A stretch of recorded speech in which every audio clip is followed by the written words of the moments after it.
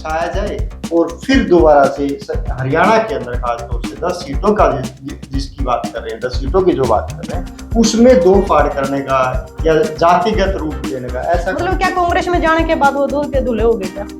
तो हम ऐसे लोगों को भी हम सपोर्ट नहीं करेंगे, भले ही वो कांग्रेस में चले जाए। ऐसे बीजेपी के कैंडिडेट को हराने में सक्षम हो, मैं तो ये कहता हूँ। एक लोग जो आज एक पार्टी में बैठे हैं, उसके बाद वो पलट के दूसरी पार्टी में चले गए, व्यक्ति तो वही है। इस्तीफा दिया अपनी सीट से, जो सबसे बड़ा पद होता है जिसके लिए लोग मारामारी करते हैं। मैं आपकी बात से बिल्कुल सहमत हूँ। भ्रमित किया जाता है, चाहे मुफ्त अनाज के जरिए हो या जो है धारा 370 आ गई जी, राम मंदिर बना दिया जी हमने, हम 80 करोड़ लोगों को जो है मुफ्त में अनाज दे रहे हैं। ये तो उनको तो हम कतई किसी कीमत मर जाएंगे, लेकिन बीजेपी को वोट नहीं देंगे।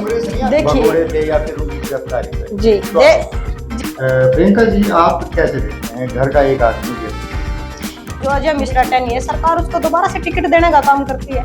और जो पोल जरूर बिछे हुए थे वहां पर जो है, तब तक पुलिस प्रशासन वहां पर आता है और या फिर इलेक्शनों से जोड़ के, तो कोई ऐसा उसका कोई मतलब ये तो नहीं कि सरकार को इसका फायदा या फिर कहीं भी गढ़ी की पुलिस लेगी। मैं क्या, आपने तो कहा था कि जींद की पुलिस लेके नहीं गई, बोला नहीं जींद पुलिस ने नहीं दिया, कोई SIT लेकर के गई। कि किसान का भला तब तक नहीं हो सकता, तब तक किसानों के बच्चे या फिर हमारा जो ग्राउंड पे जो किसान जिसने संघर्ष करके देखा, जिसने लड़के देखा है, तब तक वो उस कुर्सी पे जा करके नहीं बैठेगा। सरकार में दे देते हैं MSP, आज हुआ MSP की बात करते हैं, कांग्रेस वाले दे देते, आम आदमी पार्टी वाले दे दें, कोई तो दे, कोई तो पैरवी करे किसानों की। केवल अकेली बीजेपी जिम्मेदार नहीं है। और बोला है कि हमारी सरकार आती है तो क्या राहुल गांधी की सरकार नहीं थी बीजेपी से? अभी 10 साल के बाद करके निकला। देखिए क्या एक चेहरा तो हमें देखना पड़ेगा कि किसे देखते हैं आप, अपनी नजर में किसे देखते हैं हम किसान का भला कर पाए। हम देखिए आज के जो मौजूदा हालात चल रहे हैं और जो पार्टियों के हालात हमने देखे, आज के लिए हम देख उसी को मिलेगा जो किसान हित की बात करेगा, आम जन की बात करेगा, समाज सेवा की बात करेगा, रोजगार की बात करेगा, बच्चों के भविष्य की बात करेगा और बात करेगा जो इस देश को आगे ले जाने की, और बात करेगा जो सभी को रोजगार देने। नमस्कार, मैं पवन रावत सिटीजन में आपका स्वागत करता हूँ। जैसे आप देख रहे हैं, बहुत लंबे समय से किसानों को धरनों से उठाया जा रहा है, घरों से उठाया जा रहा है, सरकार अत्याचार कर रही है और जेलों में उनको बंद कर दिया है, जिसका परिवार को भी कोई अता पता नहीं। उसी विषय को लेकर हमारे साथ हैं प्रियंका जी और हमारे साथ हैं कैप्टन साहब भूपेंद्र जी। हम बात करते हैं। सर नमस्कार। नमस्कार प्रियंका जी, नमस्कार जी। नमस्कार। आप हमें बताएं सर कि आज जो प्रकरण हुआ, जो आपने प्रदर्शन निकाला, सरकार का पुतला फूका, तो वो क्या? सबसे मैं खटकर टोल से पिछले 2021 से मैं जुड़ा हुआ हूं और तब से लगातार जो है किसान संगठन के साथ जो है अपनी भागीदारी, अपनी सेवा जो है मैं दे रहा हूं। जहां तक आज के प्रकरण का सवाल है, ये पूरे हरियाणा के अंदर ये कॉल दी गई थी कि 7 तारीख को जिला स्तर के ऊपर पूरे किसान संगठन एक रोष मार्च निकालेंगे, वो अपने डिस्ट्रिक्ट लेवल के ऊपर, उन किसानों के समर्थन में जो बेकसूर जेलों में जिनको डाला हुआ है। और आज का जो ये प्रकरण था पूरा, जिस तरीके से ये चला है, तो उन्हीं के समर्थन में ये आज का पूरा प्रोग्राम था। प्रियंका जी, आप कैसे देखते हैं घर का एक आदमी जेल? देखिए, बिल्कुल दयनीय स्थिति है परिवार की भी, और क्या हालात होते होंगे उस परिवार के, जिस परिवार के जिम्मेदारी का भार उस इंसान के ऊपर है जो आज सलाखों के पीछे। उसके छोटे छोटे बच्चे हैं जो स्कूल में भी जाते हैं, वो बच्चे उससे पूछते हैं कि हमारे पापा किधर है। मतलब क्या परिवार के ऊपर क्या बीत रही है। और दूसरा मैं एक बात और कहना चाहती हूँ कि जो हमारे साथी हैं जो जेल के अंदर हैं, वो अपनी पारिवारिक लड़ाई में अंदर नहीं है, वो समाज की लड़ाई में अंदर है। वो किसानों के अधिकारों की उन्होंने मांग की, वो इसलिए जेलों के अंदर है। और जेलों के अंदर भी हैं तो इस लोकतंत्र देश के अंदर एक बड़ा सवालिया निशान इस सरकार के लिए खड़ा होता है कि यदि देश के अंदर लोकतंत्र है तो एक हमारा साथी शुभकरण है जो पंजाब के अंदर जिसको गोली मार के जिसकी हत्या कर दी गई प्रशासन द्वारा, सरकार द्वारा, उसकी जिम्मेदारी है सरकार। पिछला आंदोलन हमारा चला 5, हमारे लखीमपुर खीरी के अंदर हमारे 5 साथी मारे गए, जो आज तक सलाखों के पीछे नहीं है। बकायदा उल्टा जो अजय मिश्रा टैनी है, सरकार उसको दोबारा से टिकट देने का काम करती है, और जो हमारे साथी निर्दोष हैं उनको जेलों के अंदर डालने का काम कर रही है, उनकी आवाज को दबाने के लिए। तो एक देश के अंदर 2 तरह की नीतियां नहीं चलेंगी, 2 तरह के कानून नहीं चलेंगे, 2 तरह की न्याय प्रक्रिया नहीं चलेगी। यदि देश के अंदर कानून एक है, देश के अंदर संविधान एक है, देश के अंदर न्याय प्रक्रिया एक है, तो आप समान न्याय कीजिए ना सभी के साथ। मंत्रियों के बेटों के साथ, मंत्रियों के साथ अलग न्याय प्रक्रिया क्यों?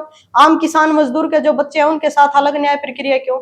ये तानाशाही कि जो किसान है वो किसी भी सूरत में सहन नहीं करेगा, और लगातार इसी तानाशाही के खिलाफ हम पिछले 5 सालों से लड़ते आ रहे हैं, और यही हालात इस सरकार ने बना के रखे हैं। लगातार लोकतंत्र के ऊपर हमले हो रहे हैं। अनीस खटकड़ को क्यों गिरफ्तार किया? मतलब जो सरकार जो है वो कुछ अलग अलग तथ्य दे रही है।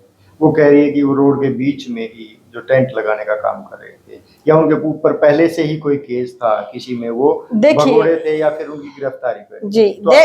जी देखिए, अनीश ने तो टेंट लगाया, सरकार की बात हमने चलो मानी, अनीश ने रोड के बीच में टेंट लगाया, सरकार ने रोडों को खुदवा दिया। सरकार काम क्या करती थी? सरकार का काम होता सड़कें बनाना, विकास करना, लेकिन यहाँ तो ये सरकार उल्टा कर रही है। उसके जिम्मेदार कौन? जो बॉर्डरों पे जब हमारे किसान साथी आए तो इन्होंने सड़कें तक को खुदवा दिया गया, हमारे साथियों के ऊपर सीधी फायरिंग की गई, तो उसका जिम्मेदार कौन? हम सरकार से भी ये सवाल पूछते हैं कि उन्होंने तो केवल पोल गड्ढे रोड के ऊपर, और उस चीज का जिम्मेदार कौन जिन्होंने सड़क को, जिसका काम सड़क बनवाने का है, और वो सरकारें सड़क को खुदवाने का काम कर रही हैं। तो यदि वही बात बार बार आती है, ये इस देश में कानून है तो सबके लिए समान होना चाहिए, ना कि केवल किसानों के लिए और सरकार के लिए अलग। आप बिल्कुल सही कह रहे हैं कि मेरा जो अभी आज का हमारा जो विषय है वो बच्चे जो जेल में है वो है। किसानों का आंदोलन बहुत लंबे समय से चल रहा है, उसके ऊपर बहुत बार वार्तालाप सभी की हुई है, सभी को पता है, आम जन को भी पता है कि किसान दुखी है और वो सड़कों पे है। ये भी तकरीबन सभी लोग जानते हैं कि जितना भी किया गया ये, अब की बार कम से कम किसानों के द्वारा कोई रोड बंद नहीं किया गया, जाम नहीं किया गया। मुझे जहाँ तक याद है, क्योंकि मैं चंडीगढ़ भी उधर भी रहा, अम्बाला भी रहा, दरबाड़ा वाले भी रहा, जींद में मैंने देखा था, तो उसमें सरकार के द्वारा रोड बंद किए गए थे, इसमें कोई दुराई नहीं है। आप भी मेरी बात से सहमत होंगे।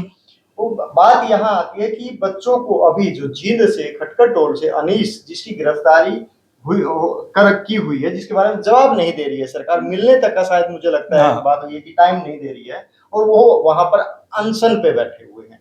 तो उस विषय में मैं जानना चाहता हूँ, भूपेंद्र जी आपसे जानना चाहता हूँ। 19 तारीख को शुभकरण की, जो शहीद शुभकरण जो है किसान था, उसकी अस्थियां खटकड़ टोल पे आनी थी, और यहाँ पर 3 दिन अस्थियों को रखना था। एक जो है श्रद्धांजलि सभा वहां पर आयोजित होनी थी। इसमें कोई आंदोलन का कॉल नहीं थी, कोई इसी तरीके का कोई एजिटेशन की कॉल नहीं थी, सिर्फ एक जो है श्रद्धांजलि सभा थी, उसको श्रद्धांजलि के पुष्प अर्पित करने के लिए, जो किसान खनौरी बॉर्डर पर शहीद हो गया था। 19 तारीख को सवेरे अनीस खटकड़ सिर्फ पहुंचा ही था, उसने रोड पे टेंट लगाया नहीं था।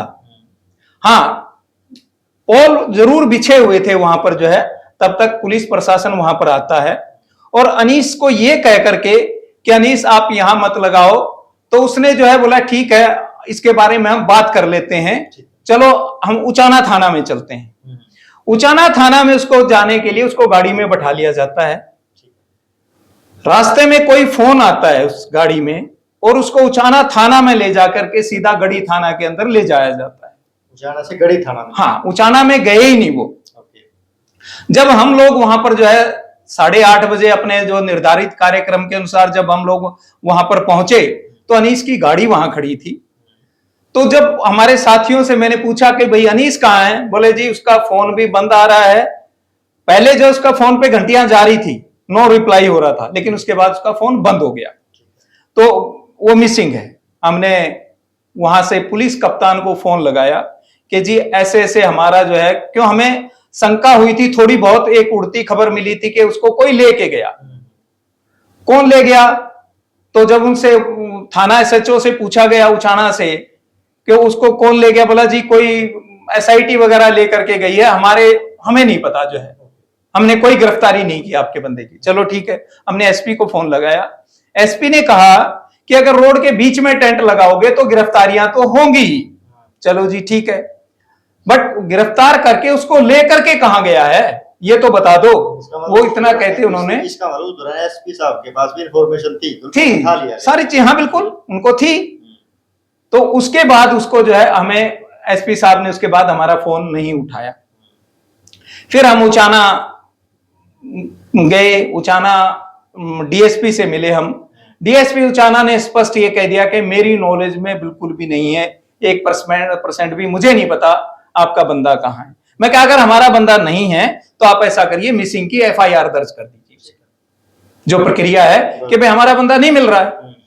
तो इतनी देर में एसएचओ बोला ठीक है मैं एसएचओ को बताता हूं। एसएचओ थाने में आ गया। एसएचओ ने पूरी पंचायत के सामने हमें आश्वस्त किया कि मैं आपको आश्वासन देता हूं कि जिला जींद की पुलिस ने जो है आपके आदमी को नहीं गिरफ्तार किया। ओके। अब एक जो है इतना बड़ा पदाधिकारी जो एक पूरे थाने का इंचार्ज है और वो इस तरीके से मिसलीड करता है, एक पंचायत को झूठ बोलता है, तो एक मुझे नहीं लगता कि ऐसे व्यक्ति की पुलिस में कहीं पर कोई जगह है या होनी चाहिए। दूसरी चीज ये थी कि ठीक है आपने उसको गिरफ्तार किया, कोई चोरी नहीं की, कोई डकैती नहीं की, आपने जो उसके ऊपर मुकदमा दर्ज था, आप पहले से जो है आप उसको जो है गिरफ्तार करते या कोई नोटिस भेजते, उसके घर में पुलिस जाती कि भई आपका ये फला फला बंदा जो है वांटेड है और इस केस में वांटेड है। ऐसा कभी हुआ नहीं। अनीस वहीं था, मीटिंग भी करता था, दुकान में भी जाता था, बाजार में भी जाता था, खनौरी बॉर्डर पर भी जाता था, सब जगह जाता था, लेकिन उसके खिलाफ कुछ भी नहीं था। लेकिन ये एक षड्यंत्र था कि उस दिन जो है उसको वहां से गिरफ्तार करना और उसको ये झूठे मुकदमे में, क्योंकि वो एफआईआर नंबर 24 वो ओपन एफआईआर है, 5 आदमियों के जो है उसके बाई नेम है, बाकी अन्य है उसके अंदर जो है। अब अन्य में तो आप किसी को भी जोड़ दो। तो इस तरीके से उसको गिरफ्तार करके जेल भेज दिया गया। एसएचओ ने हमें कहा कि मैं आपको 5 बजे तक आपको मुझे टाइम दे दो, 5 बजे तक आपका बंदे को मैं ट्रेस आउट करके बता दूंगा, वरना उसकी मिसिंग की एफआईआर लिख दूंगा। 4:45 बजे उसका फोन आता है कि आपका बंदा जो है गढ़ी थाने में है। भाई बोला गढ़ी की पुलिस लेगी। मैं क्या आपने तो कहा था कि जींद की पुलिस लेके नहीं गई। बोला नहीं जींद पुलिस ने नहीं दिया, कोई एसआईटी लेकर के गई। इस तरीके का झूठ, इस तरीके से जो है गुमराह करना, तो ये जो है मुझे नहीं लगता कि किसी एक पदाधिकारी को शोभा देता है।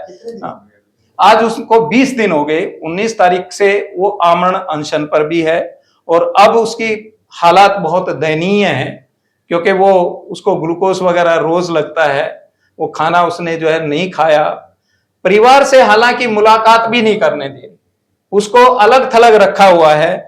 जब ये बात हुई डीसी के थ्रू, हमारी जो है बात भी हुई थी, जेल सुपरिटेंडेंट कहते हैं कि हमारी जेल मैनुअल के मुताबिक ऐसा है कि जो आदमी वहां पर जो है जेल के अनुशासन को नहीं मानता तो उसको अलग थलग रखा जाएगा, उसकी मुलाकात नहीं करवाई जाएगी।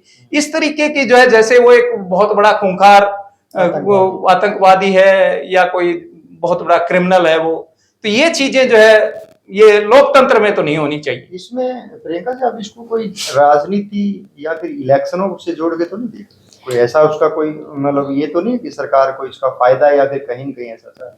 देखिए बिल्कुल जोड़ के देख सकते हैं। सरकार चाहती है कि जो आने वाले जो भविष्य है, जो आने वाले जो युवा है, जो नौजवान है, कहीं वो इनको मात देने के लिए मैदान में तो ना खड़े हो जाए।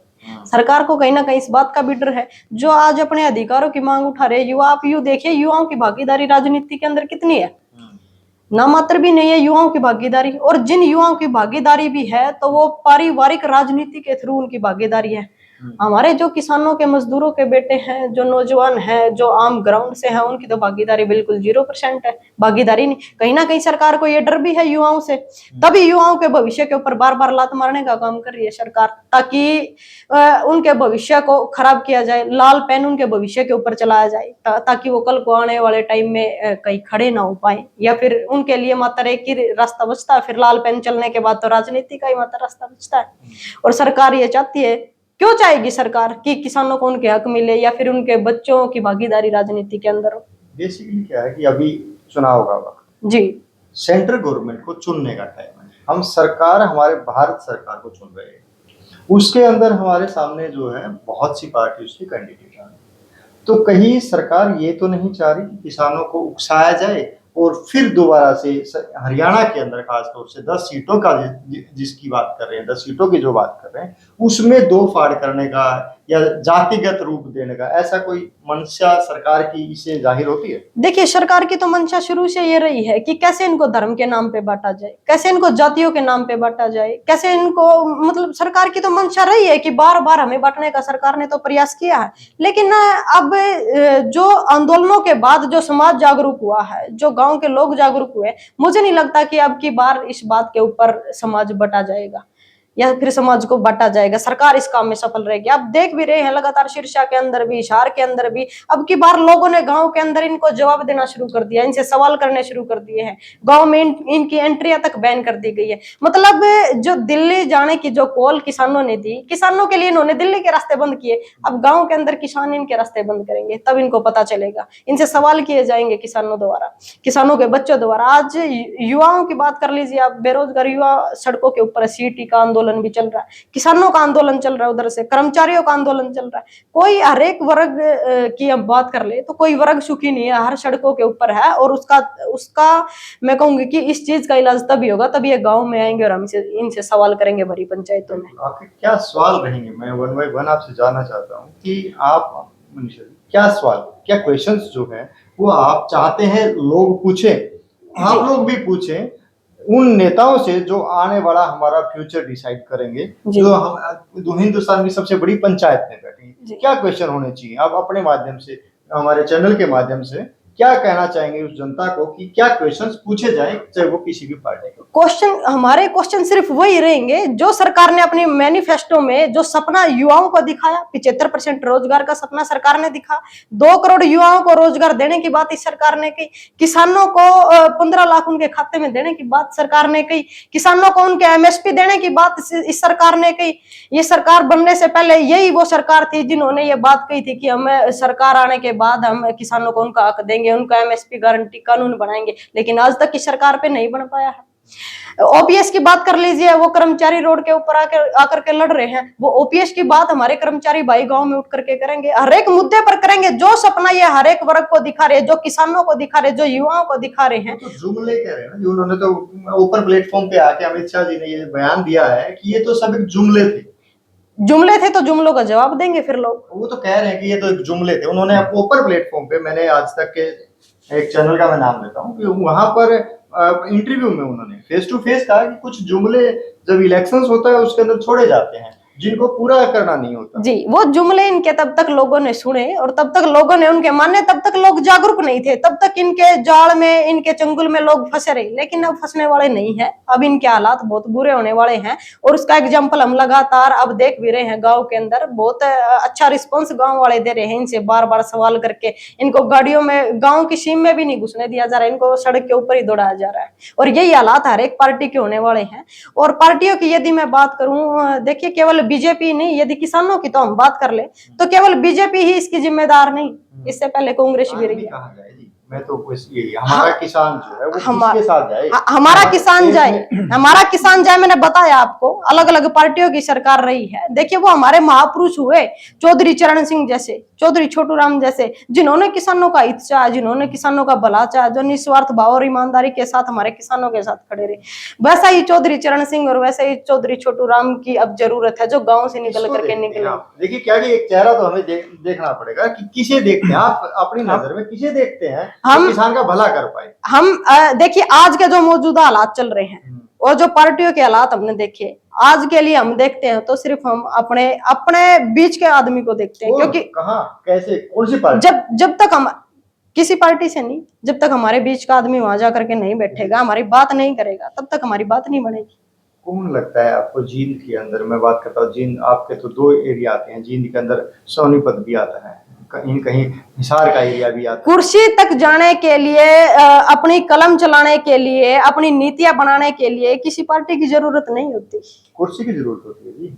आप नीति बनाने के लिए आपको वो तो खैर कुर्सी तो चाहिए, क्योंकि देखिए, बहुमत चाहिए, कुर्सी- सरकार बनाने के लिए कुर्सी बहुमत चाहिए, चाहिए। उसके लिए पार्टी की जरूरत नहीं आप होती। हम अपने निशा जी, आप भी एक प्लेटफॉर्म पे बोल पा रहे हैं। हाँ। जी यदि आपको प्लेटफॉर्म ना दिया जाए तो आप अपनी आवाज ही नहीं उठा पाए। देखिए, पार्टियां लगातार बनती आ रही हैं, मतलब उन पार्टियों के हालात हमने देखे हैं, कांग्रेस के भी देखे हैं, जेजेपी के भी हमने, कैप्टन साहब आप क्या कहेंगे? जेजेपी नहीं, के हालात हमने देखो देखे ये हैं। बात तो स्पष्ट है कि बिना जिसका बहुमत नहीं आएगा सरकार, तो वो सरकार तो बनेगी नहीं। इक्का दुक्का आदमी कुछ नहीं कर सकता, चाहे वो आप कितने भी क्रांतिकारी विचारधारा आपकी हो, जब तक आपका बहुमत नहीं है तो आप सरकार अपने हिसाब से नहीं चला सकते। संगठन हाँ। लेकिन ये बात भी सही है प्रियंका ने जो कही है कि भाई आज सोच में युवाओं को सोच बदलाव की जरूरत है। अभी तक जो सरकार ने जितनी भी योजनाएं लेकर के आई, आज तक सरकार उस योजनाओं के तहत एक पर भी वोट नहीं मांग रही कि मेरी ये योजना थी जो कामयाब रही, जिसकी वजह से जो है लोग हमें वोट देंगे। ये दुर्भाग्य है हमारे देश का कि यहाँ विकास के ऊपर बात होती ही नहीं है। यहाँ पर लोगों को भ्रमित किया जाता है, चाहे मुफ्त अनाज के जरिए हो या जो है धारा 370 आ गई जी, राम मंदिर बना दिया जी हमने, हम 80 करोड़ लोगों को जो है मुफ्त में अनाज दे रहे हैं। ये तो दुर्भाग्य है इस देश का।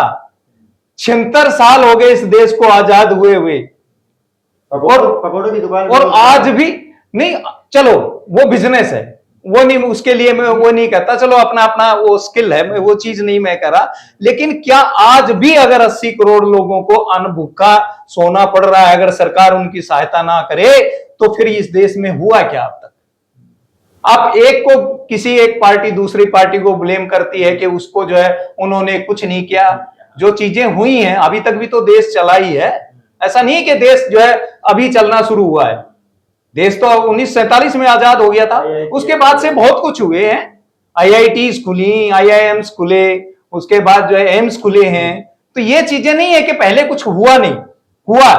लेकिन आपके विकास में जनहित के लिए, जनमानस के भलाई के लिए आपने क्या किया, ये चीज अभी तक जो है कोई भी सरकार सामने आकर के बात नहीं कर रही। साहब बिल्कुल सीधी बात मैं जानना चाहता हूँ कि आपको क्या लगता है किसान का भला कौन कर सकता है, कौन सी पार्टी कर सकती है? देखिए इंडिविजुअल की मैं बात नहीं करता, इंडिविजुअल तो टिकट किसका है या निर्दलीय कौन लड़ रहा है हम बात करेंगे सोनीपत और हिसार की। तो सोनीपत और हिसार में कौन सी पार्टी या कौन सा चेहरा भला कर सकता है किसान का? पवन, मैं पहली बात तो इस चीज के लिए मैं आपको ये नहीं कह सकता कि भाई कौन आदमी जो है यहाँ पर चुनाव में कौन सी पार्टी में, किसी पार्टी का पक्षधर नहीं हूं, न मैं किसी पार्टी का मेंबर भी नहीं हूं।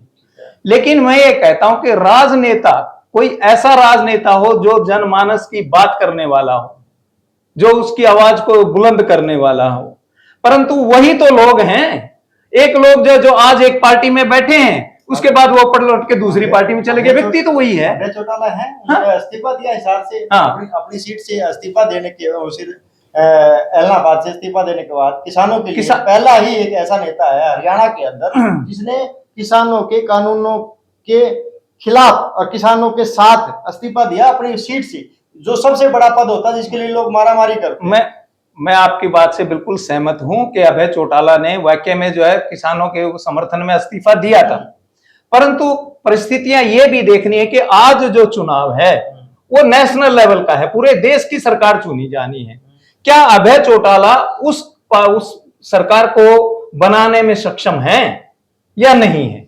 वो किसी का साथ दे सकते नहीं, वही तो चीजें होंगी।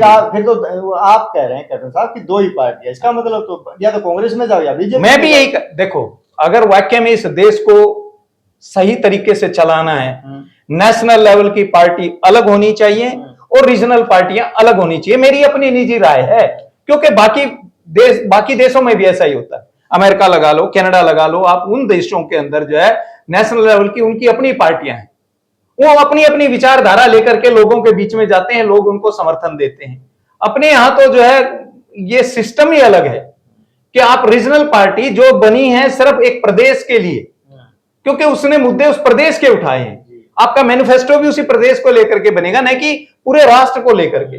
अब राष्ट्र हित के फैसले वो कैसे लेगी? फिर आदमी का जब अगर मान लिया वो सरकार के अंदर शामिल हो भी जाता है कोई रीजनल पार्टी, वो सबसे पहले वो ये चाहेगी कि मेरे प्रदेश का, मेरे हित में जो मेरा मैनिफेस्टो था उसके ऊपर सरकार काम करे, जिस तरीके से जो अटल बिहारी वाजपेयी जी के साथ हुआ था। कि इतने दलों की सरकार जो है वो सरकार को रोज जो है घेरे बैठे रहते थे कि आप मेरा काम करो, मेरा काम करो, मेरा काम करो। इस तरीके से काम नहीं होता है। सरकार जो है सही बात कि अटल बिहारी वाजपेयी जी के टाइम पे ना गठजोड़ था, गठबंधन था, आडवाणी जी उनको इकट्ठा करने में लगे रहते थे। लेकिन हकीकत क्या है कि फिर उनको बहुमत देने के बाद भी तो लोग खुश नहीं है। उनको बहुमत दे दिया लोगों ने, बहुमत पूरे बहुमत के साथ आ गया, तो किसी को जवाब नहीं देना था। फिर क्या किया? क्योंकि नीयत नहीं थी। अब जो है उनकी नीयत नहीं थी राष्ट्र को के जो है आगे ले जाने की, क्योंकि कोई इनके पास रोड मैप ही नहीं था। ऐसा ना युवाओं के लिए कोई रोड मैप था, ना इस देश की इकोनॉमिकल डेवलपमेंट का कोई रोड मैप इनके पास था। इनके पास एक ही रोड मैप था कि भाई अपने लोगों का भला करो और उनको जो है व्यापार दो। आप जो है देख लो कितने भी इंस्टीट्यूट, जितने गवर्नमेंट इंस्टीट्यूट थे जहां पर लोगों को एम्प्लॉयमेंट मिलती थी, अगर आप उनको प्राइवेट हाथों में सौंप दोगे, जो सरकार सक्षम है हर चीज में, अगर वो उसको नहीं चला रही है, चला पा रही है, एक प्राइवेट कंपनी उसको कैसे चला देगी, आप ये बताइए। लेकिन ये चीजें जो हुई, ये यहां पर जो है बैंकों का राष्ट्रीयकरण इंदिरा गांधी जी ने किया था। उस टाइम पर इसलिए करना पड़ा कि बैंकों में इस तरीके से व्यवस्था होगी कि जिस बैंक के पास पैसा हो गया वही लेकर के भाग के दिवालिया बन गया, हो गया। सरकार को जो है हस्तक्षेप करना पड़ा और इनको जो है जितने भी ये संस्थान थे इनको सरकार ने अपने अंडर लेना पड़ा। सरकार इनको चलाए, आप क्यों नहीं चला सकते? आपके पास मैन पावर इतनी ज्यादा है। मैं आपका एक पॉइंट जरूर मैं आपसे डिस्कस करना चाहूंगा, वो था मनरेगा का पॉइंट। आप जो है मनरेगा की एक स्कीम गवर्नमेंट लेकर के आई। हमने किसानों ने एक बात रखी थी कि आज जो किसानी के अंदर जो सबसे बड़ी समस्या आ रही है वो आ रही है एग्रीकल्चर लेबर की। कृषि मजदूर नहीं मिल रहे हैं काम करने के लिए। आप मनरेगा को कृषि के साथ जोड़ दीजिए, उसको रोजगार मिलेगा और किसान को मजदूर मिलेगा, उसका डबल फायदा है। आप बेशक वेजेज बढ़ा दो उसकी, उसमें आधा 50% गवर्नमेंट पे कर दे, 50% किसान उसको पे कर दे, उसकी भी जो है रोज ज्यादा उसकी इनकम बढ़ेगी और इधर किसान का भी काम चलेगा। लेकिन इनके ऊपर सरकार काम नहीं कर रही। बिल्कुल आपकी बात सही है, आप बिल्कुल सही कह रहे हैं। बेसिक मुद्दा क्या है कि वो लागू कौन करे, वही तो हम बात कर रहे हैं। हिसार और जिंदगी हमारे दो, हिसार और सोनीपत हमारे दो लगते हैं में यदि हम बात करते हैं तो दोनों में किसको चाहिए? आप क्या किसान, यहाँ के किसान, हम यहाँ के किसानों की बात करते हैं, आप दोनों ही इस एरिया से आते हैं, आपके दोनों के वोट भी इसी एरिया में हैं।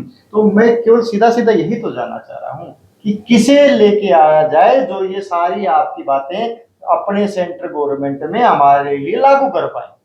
देखो, विश्वास तो किसी ना किसी लेवल पे करना ही पड़ेगा राजनीति। मैं वही कह रहा हूं आपको कि अब भारतीय जनता पार्टी को लगातार 10 साल से देखते आ रहे हैं हम लोग। जेजेपी को भी देख लिया, बीजेपी को भी देख लिया, कि जो इनकी नीतियों को भी देख लिया, इनका काम करने का तरीका भी देख लिया। अब इसके बाद जो पार्टी, मैं ये कहता हूं कि आज पार्टियों से ऊपर उठ करके नेशनल हित में सोचने की बात है। मैं तो सभी किसानों को और मजदूरों को एक बात कहना चाहता हूं आपके चैनल के माध्यम से, आप उस कैंडिडेट को सपोर्ट करो आपके इलाके में जो आप उस बीजेपी के कैंडिडेट को हराने में सक्षम हो। मैं तो ये कहता हूं। यही बात मैं यही जानना चाहता था। बेसिकली प्रियंका जी थोड़ा सा गोल मोल बात कर गई और भूपेंद्र जी ने भी बहुत लंबे डिस्कशन के बाद पॉइंट की बात हमें बताई कि जो कैंडिडेट बीजेपी को हराए, चाहे कैंडिडेट किसी भी पार्टी का हो, किसानों के लिए ये आह्वान करते हैं या किसान उसी को वोट देना चाहते हैं, जैसा भूपेंद्र जी बता रहे हैं। प्रियंका जी आप बताइए, आप इस बात से कितना सहमत हैं? देखिए, इस बात से हम बिल्कुल सहमत हैं, लेकिन इस बात के ऊपर भी एक बात आती है। देखिए, चौधरी जो वीरेंद्र सिंह है वो पहले बीजेपी में थे, उसके बाद अब वो कांग्रेस में चले गए। क्या उन्होंने उन कानूनों के ऊपर साइन किए थे और उसके बाद वो कांग्रेस में चले गए ये कह करके कि मुझे खेद था जो किसानों के ऊपर, पहलवानों के साथ हुआ, जो किसानों के साथ हुआ? मतलब क्या कांग्रेस में जाने के बाद वो दूध के धुले हो गए क्या? तो हम ऐसे लोगों को भी हम सपोर्ट नहीं करेंगे, भले ही वो कांग्रेस में चले जाए। ऐसे लोग जो हमारे 750 किसानों की मौत के जिम्मेदार हैं और उसके बाद वो केवल अपने परिवार के भले के लिए, अपने परिवार की राजनीति के लिए और वो छोड़ करके भाग जाते हैं और फिर कांग्रेस में चले जाते हैं। बीजेपी उनको टिकट नहीं देती, टिकट के लिए वो कांग्रेस में चले जाते हैं। ऐसे लोगों को भी हम सपोर्ट करने वाले नहीं। अब की बार सारी चीजों को ध्यान में रख के तब हम अपना एक कीमती वोट का प्रयोग करें। आप सही कह रहे हैं। यदि कांग्रेस में चले गए तो फिर क्या आप दूसरा आपका कोई सही आदमी और बीजेपी में चला जाए, वो सीट ले आता, टिकट ले आता है, तो फिर क्या आप वीरेंद्र के विपक्ष में वोट देने के लिए आप उसको वोट देंगे? बिल्कुल नहीं देंगे। देखिए बीजेपी को तो हम वोट दे नहीं क्योंकि हमारे 750 किसानों के जो जिम्मेदार जो लोग हैं उनको तो हम कतई किसी कीमत मर जाएंगे, लेकिन बीजेपी को वोट नहीं देंगे। कांग्रेस नहीं, आप वीरेंद्र डुमरखा को वोट नहीं देंगे, बात यहाँ कह रहे हैं। देखिए हम वीरेंद्र डुमरखा को की ही बात नहीं कर रहे हैं, हम केवल कांग्रेस की वो बात भी कर रहे हैं कि जो लोग बीजेपी को छोड़ करके और कांग्रेस के अंदर चले गए, जी बिल्कुल उस आदमी को भी हम वोट नहीं देंगे, क्योंकि ये केवल अपनी परंपरागत जो राजनीति है, अपनी पारिवारिक राजनीति का लाभ उठाने के लिए एक दूसरे की पार्टियां चेंज करे। तो अब की बार मैं ये कह रही हूँ कि सारी चीजों को ध्यान में रख करके वोट किया जाएगा। आपकी ये बात भी है, तो देखिए पॉइंट भी है कि यदि आप किसी न किसी पार्ट में पहले क्या गए, कांग्रेस से उठ के बीजेपी में चले गए, फिर बीजेपी से कांग्रेस में आ गए, तो वही आदमी है, पार्टियां बदल रही हैं, चेहरे वही है, ठीक है। तो ये ऐसा कुछ चल रहा है जो आप कह रहे हैं, और आप कह रहे हैं कि जो कांग्रेस से बीजेपी इसमें ऐसे कूदते हैं, आप उनको वोट नहीं देंगे तो किसी भी पार्टी से टिकट लेके आए। जी हम तो नहीं, हमने यही तो कहा, हम किसी पार्टी को सपोर्ट कर ही नहीं रहे कि हम कांग्रेस को वोट देंगे, हम एनएलओ को देंगे, हम जेजेपी को देंगे, या नहीं। मैंने तो ये कहा कि जो कैंडिडेट सक्षम है उस बीजेपी के कैंडिडेट को हराने में, चाहे वो इंडिपेंडेंट ही क्यों ना हो, हम कहेंगे आप उसको सपोर्ट करो, पार्टी को नहीं। और ये बात प्रियंका ने सही, इन दल बदलों का क्या भरोसा है, अगर आज बनने के बाद वो दोबारा फिर उस पार्टी में नहीं चलेगा, क्या गारंटी है इस चीज की? ये पब्लिक के बीच में कोई गारंटी लेकर के थोड़ी आते हैं। तुम लो ना एफिडेविट दो कि मैं ताउम्र जो है इस पार्टी के साथ रहूंगा, मैं ये पार्टी नहीं बदलूंगा, ऐसे भी एफिडेविट आप गांव में आकर के दो ना लोगों को। लेकिन ऐसा है नहीं ना, ऐसा होता है, ये अवसरवादी लोग हैं, इनको जैसा मौका मिला उस तरीके से काम करते हैं, सिर्फ एक लोगों को भ्रमित करने के लिए कुछ जो है एक लोक लुभावन नारे लेकर के आते हैं, जुमले, और उससे लोग उनको भ्रमित होकर के उनके जाल में फंस जाते हैं। तो अब की बार आप समझदार बने लोग और समझदारी से वोट दें जो है। बिल्कुल। प्रियंका जी धन्यवाद, कैप्टन साहब आपका भी धन्यवाद हमारे साथ जुड़ने के लिए। ये हमारे साथ प्रियंका जी और कैप्टन साहब थे, उन्होंने बेबाकी से अपनी बात रखी और हमें बताया कि किसे तो वोट दें, और अनीस खटकर के बारे में भी उन्होंने पूरे खुलासे किए कि क्यों गिरफ्तार किया, कैसे गिरफ्तार हुए और अभी उनका क्या चल रहा है। आज इन्होंने प्रोटेस्ट भी किया था उनको बाहर निकलवाने के लिए, 2 बच्चे अम्बाला के और एक जींद का बच्चा जो जेलों के अंदर बंद है, जिनके लिए इन्होंने आज हरियाणा लेवल पे यहाँ पे रैली की थी और सरकार का पुतला भी फूका था। उसी विषय को हमने बात किया। उसके बाद हमने बात की सरकार कौन सी अच्छी कौन सी बुरी, हमने बात की कि कौन सा नेता अच्छा कौन सा नेता बुरा, हमने बात की अभय चौटाला की, हमने बात की जेजेपी की, हमने बात की बीजेपी की, और हमने बात की कांग्रेस की भी। अभी साफ स्पष्ट शब्दों में जो निकल के आया, भूपेंद्र जी ने और प्रियंका जी ने हमें जो बताया कि उसे वोट देंगे जो बीजेपी के कैंडिडेट को हराएगा, और उसे वोट बिल्कुल भी नहीं देंगे जो कभी बीजेपी में और कभी कांग्रेस में आदान प्रदान कर रहा है। वोट उसी को मिलेगा जो किसान हित की बात करेगा, आम जन की बात करेगा, समाज सेवा की बात करेगा, रोजगार की बात करेगा, बच्चों के भविष्य की बात करेगा, और बात करेगा जो इस देश को आगे ले जाने की, और बात करेगा जो सभी को रोजगार देने की और किसान हित की। इसी के लिए आप अपने आप चूज कर सकते हैं कि कौन सा कैंडिडेट आपके लिए सही है, किस एरिया में कौन सा आदमी आपके लिए सही है, और कौन सी सरकार आपका भला कर सकती है बीजेपी को छोड़कर। धन्यवाद, नमस्कार, जय हिंद। जुड़े रहे सिटीजन के साथ, इसे लाइक व सब्सक्राइब जरूर कर दें ताकि मेरी वीडियो आप तक पहुंचती रहे। धन्यवाद, नमस्कार, जय हिंद।